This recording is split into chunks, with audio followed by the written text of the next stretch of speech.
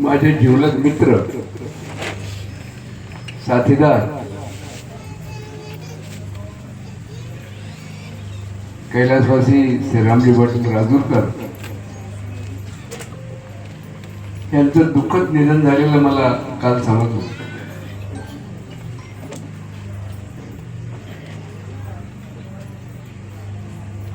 माझ्या आणि त्यांच्या राजकारणाची सुरुवात एकाच वेळेस झाली. बऱ्याच लोकांना माहीत नसेल की ते माझे वर्गमित्र होते. मी मानवी विकास शाळेमध्ये होतो आणि तेही मानवी विकास शाळेमध्ये होते.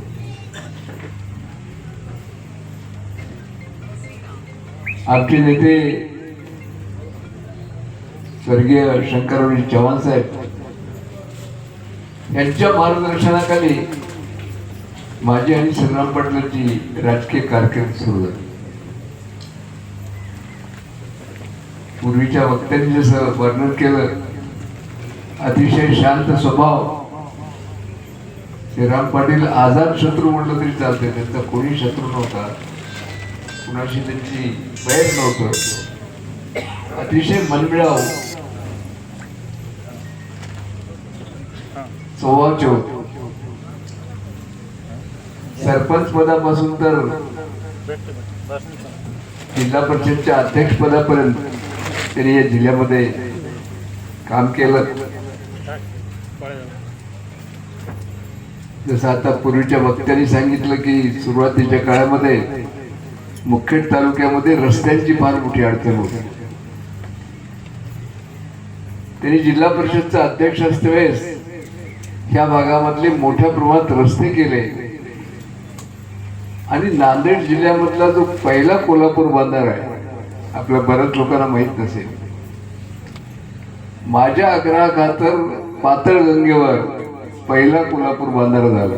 त्याच्यानंतर मोठ्या प्रमाणात आपण बांधारे बांधले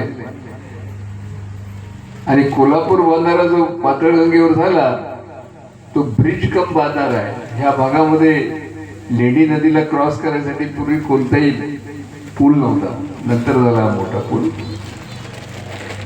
ते जिल्हा परिषदचे अध्यक्ष असतेवेळेस माझ्या म्हणण्यावर त्यांनी त्यावेळेस ते बजेट मंजूर केलं आणि त्या ठिकाणी ते झालं.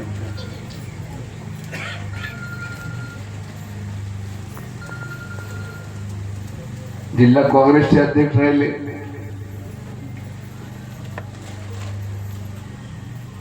आता जसं सगळ्यांनी सांगितलं की मोठ्या प्रमाणामध्ये जिल्हा परिषदेमध्ये असतेवेळेस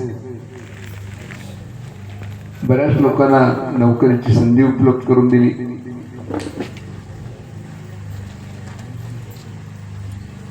आपण सहज म्हणून जातो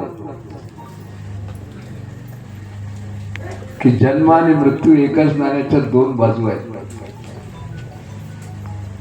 पण जेव्हा जवळचा माणूस जातो, माणूस दुःखी होतो.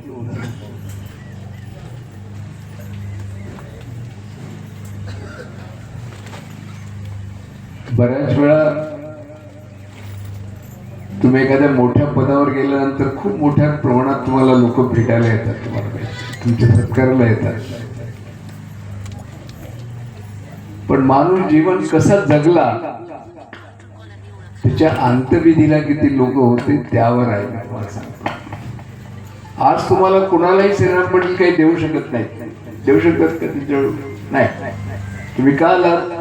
तर त्यांच्या जीवनामध्ये तुमच्या सुखदुःखामध्ये ते सामील झाले म्हणून आज आपल्या सगळ्यांची उपस्थिती आहे. तुम्हाला सांगतो, म्हणून श्रीराम पाटील यांचं जे जीवन आहे अतिशय निष्कलंक, सामाजिक बांधिलकी असणारी असं जीवन ते जगले. मीही त्यांच्या भावपूर्ण श्रद्धांजली अर्पण करतो. त्यांच्या कुटुंबियांना हे दुःख सहन करण्याची शक्ती मिळावी अशी मी ईश्वरचरणी प्रार्थना करतो. ओम शांती, ओम शांती.